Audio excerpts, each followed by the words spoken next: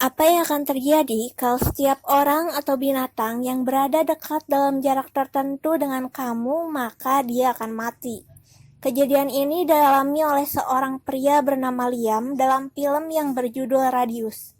Sebelum kita ke topik bahasannya, seperti biasa jangan lupa untuk subscribe channel ini, karena akan banyak film-film menarik lagi yang akan kami suguhkan. Enjoy the movie.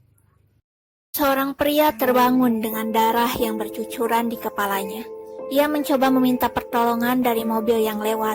Namun orang di dalam mobil tiba-tiba mati dengan mata yang pucat.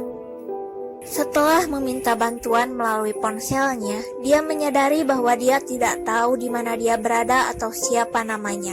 Dia tidak mengingat apapun.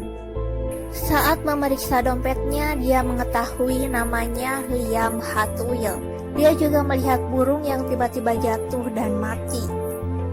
Liam berlari mencari pertolongan. Dia menemukan sebuah restoran yang dipenuhi mayat-mayat dengan mata yang pucat seperti orang pertama di dalam mobil.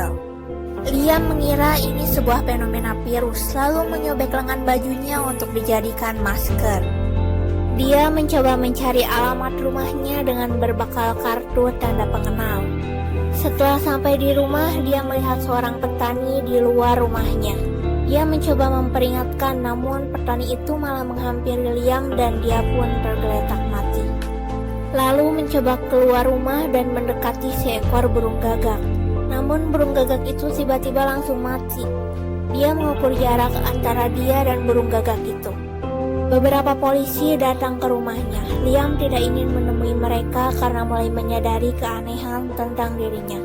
Burung-burung berjatuhan di depan polisi. Mereka memutuskan untuk kembali.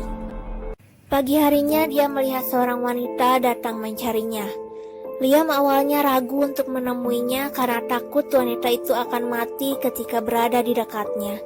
Namun tanpa diduga dia baik-baik saja dengan jarak sedekat itu.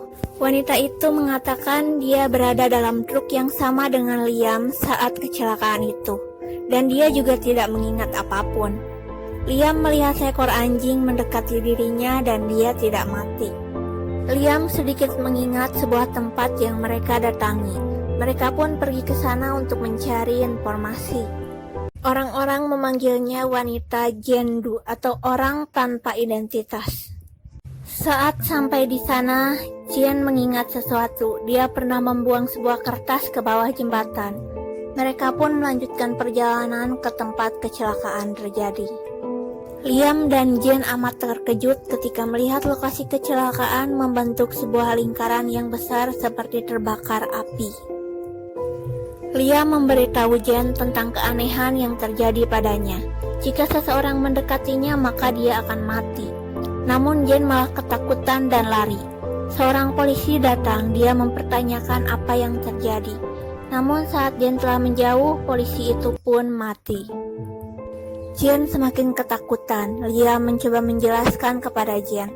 Liam berdiri di samping seekor domba dan menyuruh Jen untuk berjalan menjauh. Dan domba itu pun mati. Namun Liam menjelaskan jika Jen tetap di sampingnya dan tidak menjauh, domba itu tidak akan mati. Mereka pergi ke rumah sakit untuk mendapatkan pemeriksaan. Polisi mulai mencurigai Liam karena setiap kematian berhubungan dengan Liam. Di rumah sakit pun polisi datang mencari mereka. Saat akan kabur dari polisi di papan pengumuman rumah sakit, Jen melihat selembaran orang hilang dengan foto dirinya di dalamnya. Malam itu mereka beristirahat di dalam mobil. Jen mendengar di berita bahwa suaminya sedang mencarinya. Dia memutuskan untuk menemui suaminya dan ternyata nama aslinya adalah Rose. Mereka menjelaskan kepada Sam, suami Rose, tentang keadaan yang terjadi. Sam membantu mereka untuk bersembunyi karena polisi mengejar Liam dengan dugaan pembunuhan. Sam juga menjelaskan tentang selembaran yang ternyata dia adalah saudari kembarnya Rose yang bernama Lily yang telah hilang selama 1 tahun yang lalu. Rose mulai mengingat beberapa kejadian. Dia merasa frustasi karena tidak bisa menemukan kembali saudarinya.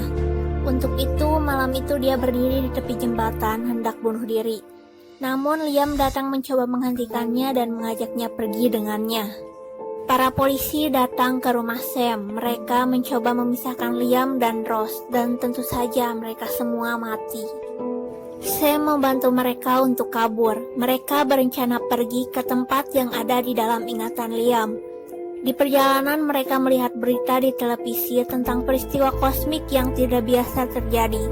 Mereka mengira keadaan yang dialami Liam dan Rose adalah dampak dari peristiwa kosmik ini.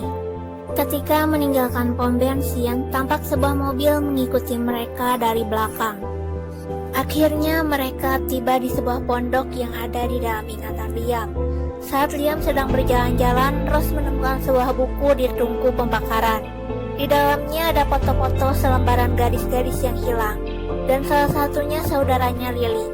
Dan di halaman berikutnya ada namanya yang merupakan target penculikan selanjutnya. Kini Rose mengingat semua kejadian saat pertama bertemu dengan Liam.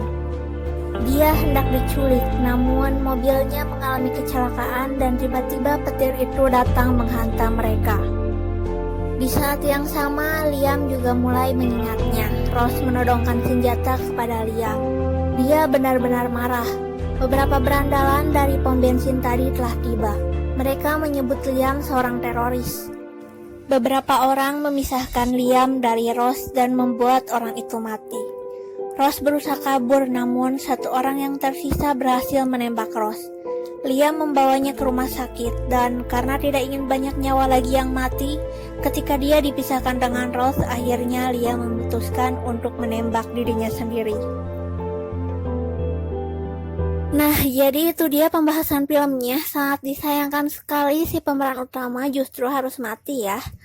Terakhir, terima kasih untuk teman-teman yang udah subscribe, like, comment, and share-nya. Have a nice day. Bye-bye.